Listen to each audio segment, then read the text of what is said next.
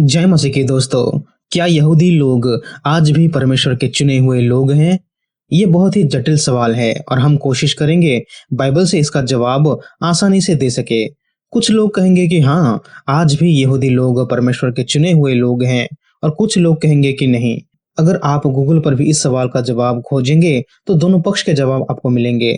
हम आपको बाइबल के आधार से जवाब देने की कोशिश करेंगे। बाइबल क्या कहता है कि कौन परमेश्वर के चुने हुए लोग हैं?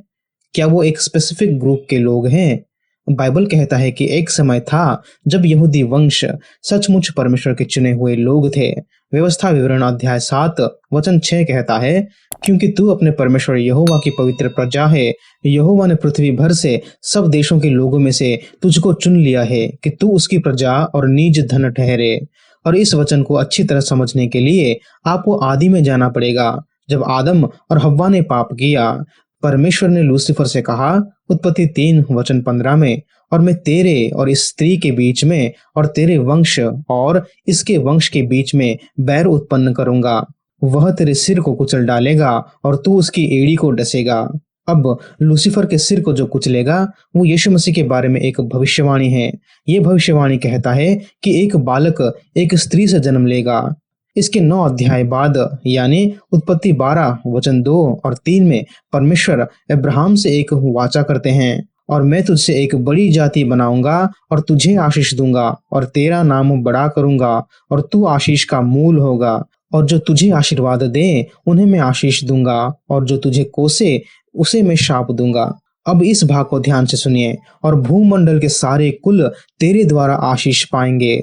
दोस्तों, ये भी यीशु मसीह के बारे में एक भविष्यवाणी है। मसीह इस जगत में जन्म लेंगे एक स्त्री से, और वो अब्राहम की पीढ़ी से होंगे और उनके द्वारा पूरी मानवता आशीष पाएगी। अब अब्राहम यहूदी कुल के पिता थे और इसलिए उस वक्त यहूदी कुल परमेश्वर के चुने हुए लोग थे।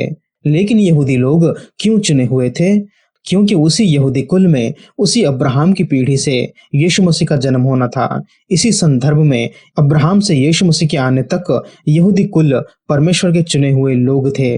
तो क्या अब यहूदी लोग या यहूदी कुल परमेश्वर के चुने हुए लोग हैं या नहीं? इसका जवाब है नहीं।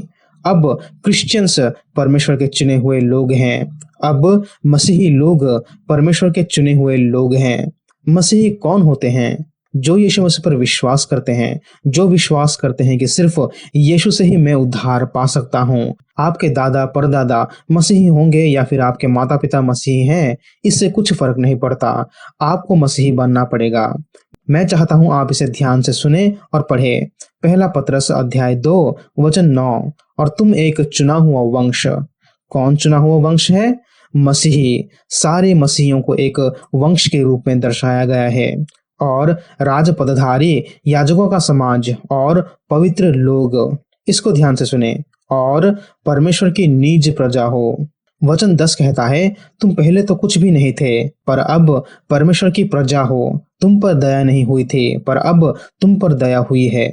तो दोस्तों, कौन है परमेश्वर के चुने हुए लोग? ये कोई स्पेसिफिक लोग नहीं। ये वो लोग नहीं जिनके पूर्वज सचमुच यहूदी हैं। कुलुसियों 3 वचन 11, उसमें ना तो यूनानी रहा, ना यहूदी, न खतना रहित, न जंगली, न स्कूती, न दास और न स्वतंत्र, केवल मसीह सब कुछ और सब में है। इसका मतलब क्या है? इसका मतलब है कि आपके पूर्वज चाहे जो भी हो, इससे आप परमेश्वर के चुने हुए नहीं बनते। गलातियों 3 वचन 26 से 29, क्योंकि तुम सब उस विश्वास करने के द्वारा जो मसीह यीशु पर है परमेश्वर के संतान हो। और तुम में से जितनों ने मसीह में बपतिस्मा लिया है, उन्होंने मसीह को पहन लिया है। अब ना कोई यहूदी रहा और ना यूनानी, ना कोई दास, ना स्वतंत्र, ना कोई नर, ना नारी, क्योंकि तुम सब मसीह यीशु में एक हो। फिर से वचन 29 को ध्यान से सुनिए, और यदि तुम मसीह के हो तो इब्राहिम के वंश और प्रतिज्ञा के अनुसार वारिस भी हो। ये कौन सी प्रतिज्ञा है? ये वही वाचा या प्रतिज्ञा है जिसे उत्पत्ति 12 में परमेश्वर ने अब्राहम से की थी। तो इन सब वचन को आधार करके हम ये कह सकते हैं कि आज कोई भी परमेश्वर का चुना हुआ व्यक्ति और पुत्र बन सकता है। ये निर्भर नहीं करता कि आपके पूर्वज कौन थे, हिंदू थे, मुसलमान थे या यहूदी थे या फिर नास्तिक। ये निर्भर करता है आपके अपने नए जन्म से पवित्र आत्मा के ज़रिए आपको दोबारा जन्म लेना पड़ेगा। आपको पिता, पुत्र और पवित्र आत्मा से बपतिस्मा लेना पड़ेगा। आपको सुसमाचार पर विश्वास करना पड़ेगा। तब आप आत्मिक रूप से अब्राहम के वंश बन जाएँगे और सबसे महत्वपूर्ण, आप परमेश्वर के बेटे होंगे।